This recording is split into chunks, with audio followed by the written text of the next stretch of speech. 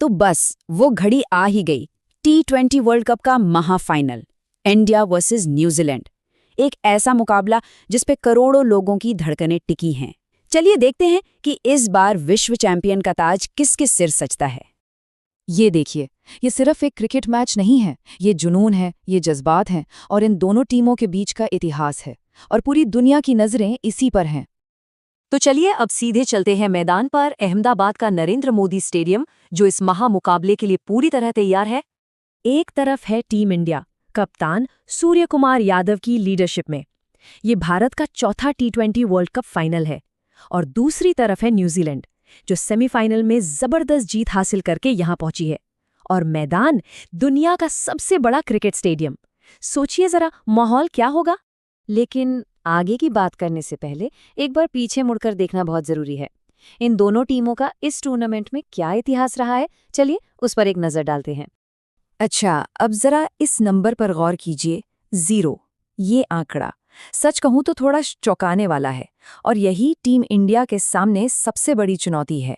इसका मतलब ये है कि T20 वर्ल्ड कप के इतिहास में भारत आज तक न्यूजीलैंड को हरा नहीं पाया है, एक बार भी नहीं।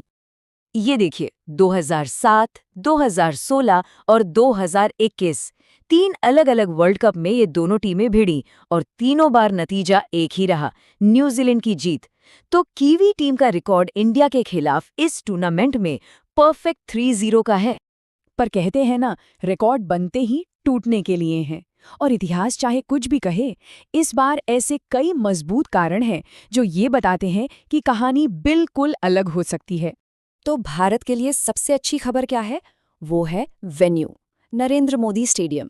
यहाँ के आंकड़े देखिए, भारत ने 10 में से 7 मैच जीते हैं, मतलब 70% का विन रेट। और न्यूजीलैंड, उन्होंने यहाँ 2 मैच खेले हैं और दोनों के दोनों हारे हैं।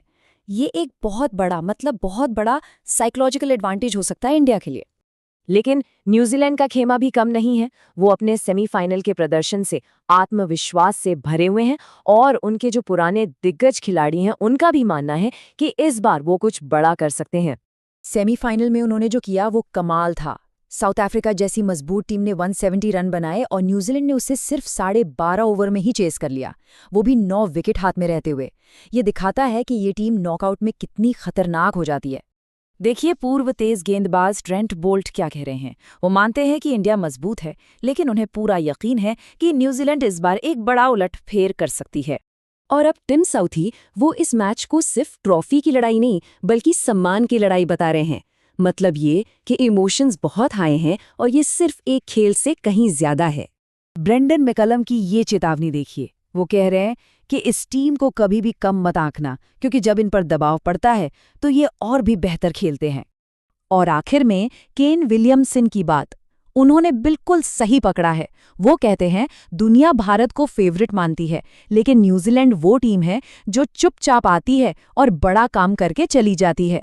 ये उनकी पहचान है। तो अब फाइनल की पूरी तस्वीर साफ है।